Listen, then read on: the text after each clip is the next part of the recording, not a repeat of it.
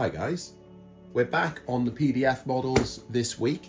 This time we're going in with an engine. This is the 32mm Baldwin. Now this is quite a nice looking diesel actually. I'm chuffed to do this one. The first thing, I don't want to spend too much time looking at the parts because you'll see them when you do it, but what I want to point out at this point is the multimedia approach. Okay, you've got all these, obviously it comes with a motor, comes with the wheels, comes with all the parts and that. These are 3D printed. And you can see, actually, if you're used to the old, the original PDF, I should say, how much finer this stuff is. I'm still going to go over with filler primer just to really smooth it down, but it's almost ready for paint as it is, which is brilliant. Got the detail in pack as well. From Cambrian Model Rail, which gives brake wheel frames, little bits that we can add on. They look like they are plastic injected, so that's another type of material. Some rivets, and finally we got metal as well for the frames themselves, which should bring an awful lot of strength to this model. So that's a nice bit of detail as well. Little bag of screws and things. What else we got? That's pretty. Oh, and the wheels obviously are going to be metal as well. They come with their grub screws. So, that's one people ask about rods. The rods are metal as well, so that's nice. Because I think the original were 3D printed, and I wasn't particularly convinced about that. But anyway, other bits. I think what they suggested is actually for this model, you paint it prior to building. So what I'm probably going to do is paint the basic colours on, like the frames and the bodywork, and then I will go in and weather it and finish it off after it's been built up. So unlike the 009 and smaller figures and models that I build out of resin, these bigger plastic kits in 16mm, the methods are different that they're produced at, and thus the compromise is the quality that you get at the end. They're a lot better than they used to be, and they're probably fine just as they are, but I like to go a little bit further to smooth the metal pieces out ready for the paint stage. I use a filler primer and go over them. Yeah, and as you do that, you can see the line like stepping coming into it. So what I'm trying to do is basically fill those lines, and then I can sand them down afterwards. So the base parts of this model are now painted up in black, and I can start building it, but the first thing I need to do is open up the holes where the bearings are going to go for the axles, and these are meant to be 3.8mm. Now this is a 3.8mm piece, and it's a little bit concerning that it's fitting in there quite so easily. But I don't think that's really done anything at all. So I think if I was you, I'd go slightly bigger. I don't know if you can get a 3.9. If you can, I think I would go 3.9 if I was to do this again. If not, I'm taking a little file and like a circular file and just going around again. I've done the other one, and they just about fit.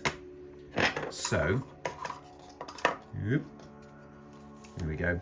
So this is the outside now. Obviously you can see the part that's on the outside, and the bearings are fitting with their lip on this side. I don't have dirty nails. That's the paint from before, the yellow primer, the filler paint, so don't make me feel bad about that. They're not actually glued in. I found that it's such a tight push that I can't actually get them back out again, so they don't need gluing. So I'm going to start attaching the pieces together now, and the first bit is like the big clumpy bit for the front. And no, I don't know what these pieces are called, so can you not? So the front and the sides go on by 3 bolts, and they will just be standard drilled holes like they are on the other side. But what I've done is I've actually drilled like countersink holes, because I feel like these are the... I haven't got instructions, by the way, so I'm just sort of winging it.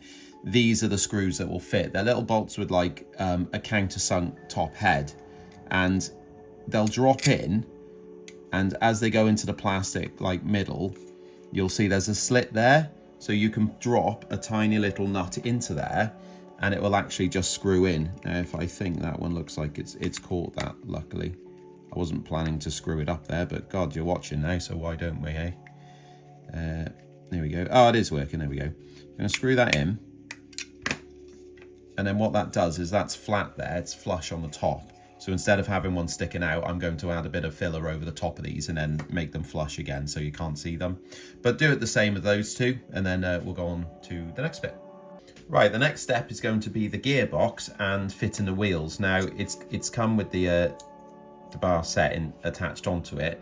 The wheels are attached with a little grub screw, and I don't know, I find it easier to do this now and not fully tighten it before sliding the wheels on because of my shaky hands. So here we go, just like that. So you can put it on and it's, you know, it's still movable, but trying to get the grub screw in now I find a lot more difficult. So I'm going to do that with the other one.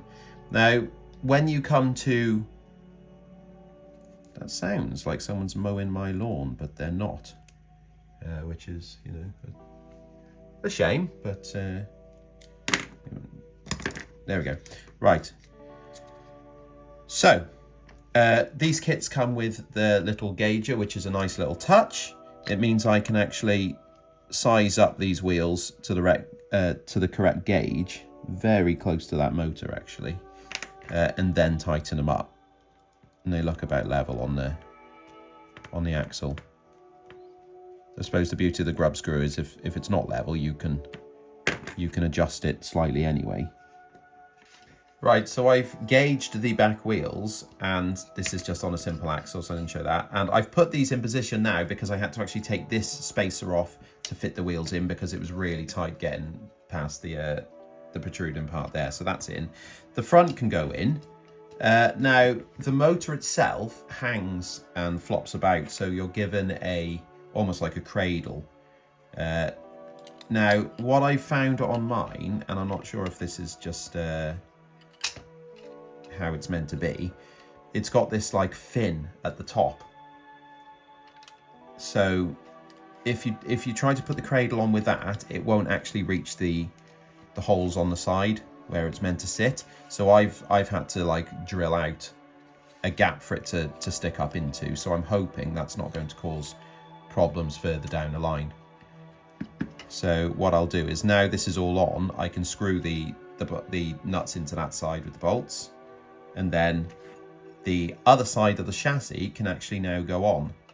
So that will slide into that one, that will slide into there, and I'll do the whole thing again that I did on the first side. Now, the final part for the chassis build itself is going to be the connecting rods on the side. Now, I have adjusted the counterweights because I've filed the back and painted them smooth, so these do look quite a bit better now, to be fair. These will fit onto the axles, and you can see on the side that they've got a little hole there which a grub screw will push in and lock it onto the axle. Now, the connecting rods themselves, I've spent a bit of time opening up the holes because by the look of it, we're meant to be putting top hat bearings through the coupling rod holes. Well, it did fit. So they can move freely on the counterweight screws. And I found the hole was really small, so I've opened those right up, and now it fits nicely on there. Now, the basic setup here is going to be, it'll fit on there, and then you've got the longer connecting rod, which will go from there to the counterweight at the front there. So you're looking for that sort of setup. Now, when I was looking for references how to put this together, I couldn't find much, so I've sort of just gone with my own technique here, so hopefully it's correct. When you've got your top hat bearings in position, that one's actually getting a little bit, there we go, a little bit stuck, but it seems all right. What a trooper. That's going to fit in there first, and then you might be able to see I've used two different sized screws here, or bolts, That's because the front one is pretty much done then, so you can actually put a nut on there to finish it off. But on the back, I'm going to put a washer and then put the next one on then. So yet another top hat bearing into the... don't know why... they definitely fit when I trialled this before the camera. Definitely. That one fits. That one fits. There we go. That'll then go onto there. And then I can just screw them on with a nut. Now the point of the top hat bearing is just to make sure that these the connecting rod, there we go, the connecting rods are not wobbling about. They're nice and taut on there. You can see that they're moving around. Obviously they're not connected to the axles yet, so they're able to move because the motor would stop that. But that's about it for there. I think that's looking all right. I'm gonna screw it all up, and I'll probably drop, well, I'm not going to, but when I do the final construction, because I am going to dismantle it to paint, I've decided to do it that way around like I usually would. I'm going to drop a little bit of super glue on the top of that nut just to stop everything coming off. I have actually taken some of the rods off because what I didn't do was actually test this thing to see if it runs, and when I first did this it actually didn't run very well just because the quartering was out and things like that. So I've had a little fiddle, and before I push on with other bits I thought I'd just test it again, and somewhere along the line there's still a little bit of a, oh, there we go. So there's a little bit of a tight spot, but it seems all right actually, and it's going to be running not that slow really, is it? So I think once I've given it a little bit of a wearing in and let it run, I'll probably let it run like this for, I don't know, 10-15 minutes either way, just to... Oh, I haven't oiled it either, so, you know, it'll come better, but it's nice to see it actually moving. So now that works, I'll put the rest of the bits on and we can progress. I've tested it all up together and it works absolutely fine. So one detail that I forgot to put in first was actually going to be like the gearbox here. And that sits inside there. Now, the rod that holds these two, you know, the axle that holds these two on, runs straight through the middle of this, and you've also got a little bit of brass tubing which fits through the gearbox and into the sides, and the axle actually sits inside it, so it's free roaming. But I've done a bit of a silly thing because I didn't look ahead, and I've chopped my axle down because it should actually be longer, so it sticks out the side of these this rod, which the tubing, which mine now doesn't. So what I'm going to do is chop this down so this sits inside the frames, and the axle is just going to have to go through the frame itself like I showed you before. But on yours, you're going to have it so the axle itself sticks out the sides, and then they'll go on the sides of those, and then you'll all be good then. But I've made an error, but there we go, should work anyway.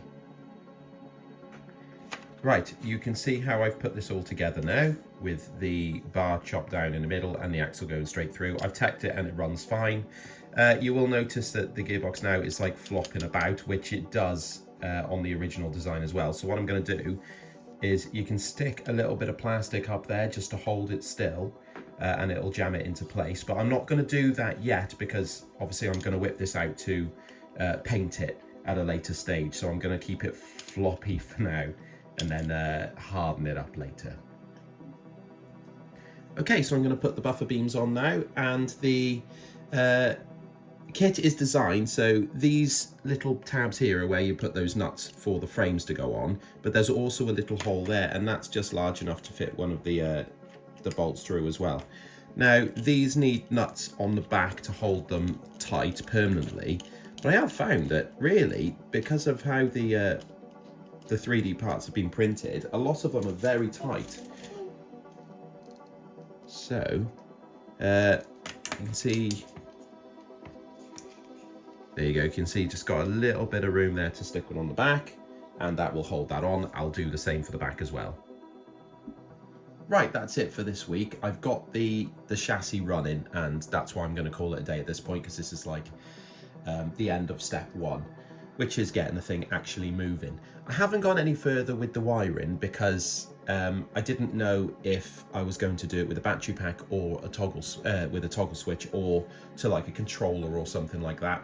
Turns out that when you have the, which obviously we'll do next week, and start putting the body together, when you put that on, a 4-piece AA battery pack will fit perfectly in there. So I have a feeling that's the way I'll go, and then that can sit on there then. But yeah, that's gone really well, considering the only things that went wrong were on my part, like cutting the axle too short and things like that. But it runs well. I can't wait to see it running in the garden actually. So I'm going to keep pushing now to get this done, because, well, I haven't decided on a livery for it. I'm thinking of doing something that looks pretty rough, either like an X sort of war type green, or I don't know, rust and things like that on it. I think that'll be a good look for it. Anyway, cheers.